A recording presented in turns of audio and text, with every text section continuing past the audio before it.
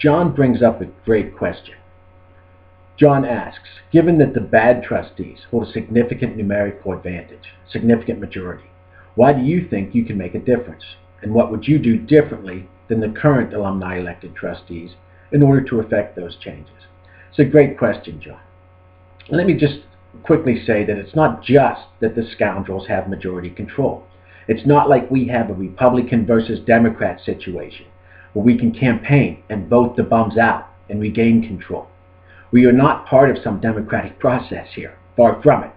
As evidenced by Reform Proposal A+, the scoundrels will continue to have majority control through whatever means necessary, barring outside legislative intervention.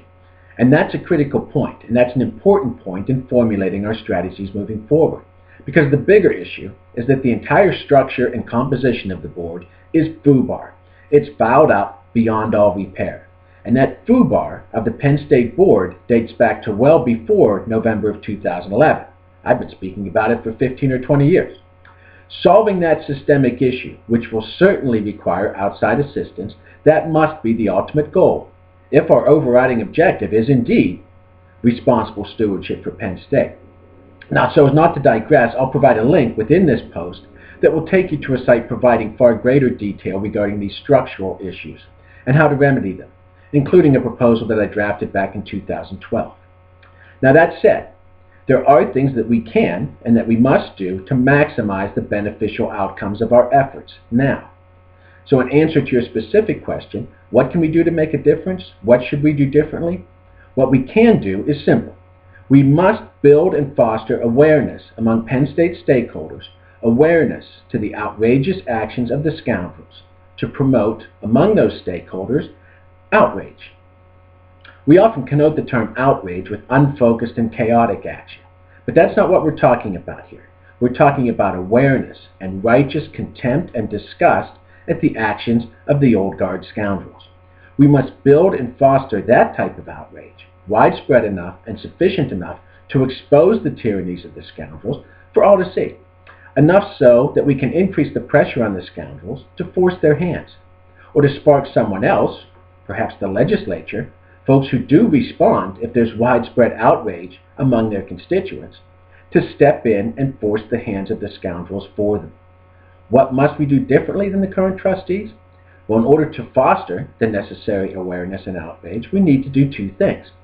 Always act as responsible and righteous stewards, and always oppose and broadcast that opposition and expose the unrighteous and tyrannical actions of the scoundrels. We must act responsibly and courageously in order to generate the awareness and the outrage among the stakeholders of Penn State. Now, we saw a brief spark of this back in August of 2014, when in response to the attempts by the scoundrels to suppress the voices of the elected trustees, those elected trustees called for a meeting. And they held that meeting, despite the fact that none of the scoundrels showed up. This was a brief fire of opposition, and we realized some positive results. If you remember, we got some very positive comments from members of the State Assembly and from Governor Wolf. That was our best day. Unfortunately, we very quickly extinguished that fire just as quickly as it appeared, and we've not seen it again since. Since then, we have behaved with acquiescence rather than contempt and outrage, when contempt and outrage were the appropriate response. Now we have trustees who appear to be afraid of revealing secrets like what was served at the board dinner for fear of offending a pack of scoundrels. So what must we do? What would I do to ignite awareness and outrage? Frankly, much of this should be relatively easy if we would just do our job. The scoundrels have in actuality been helping us in many ways, because their actions have been so outrageous that they are easy to oppose and easy to illustrate. If we would just act always as responsible stewards, loudly if possible, and make sure that it is we who are acting and attempting to act in the best interest of the university, and endeavor to make sure the stakeholders of the university know that, with regard to issues like fiscal responsibility, tuition, capital spending, waste, graft, accountability, transparency, and on and on and on.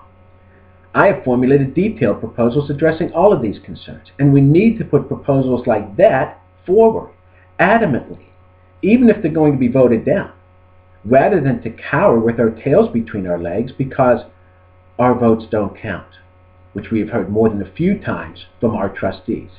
And that, our votes don't count, is a pitiful, pathetic excuse. We must make sure that we are opposing the tyrannical actions of the old guard scoundrels and maximizing the exposure of those actions as vociferously as possible and clearly showing just how harmful the scoundrels' actions are, rather than acquiescing to them. Our failure to consistently do those things has been a huge, self-imposed millstone around our necks. Actions like the Ira Lubert vote and many others have only compounded the difficulty of the formidable task in front of us. The combination of righteous stewardship and opposition to and exposure of the tyrannical actions of the old guard scoundrels is the only way to generate the type of widespread public support and outrage among the stakeholders of the university.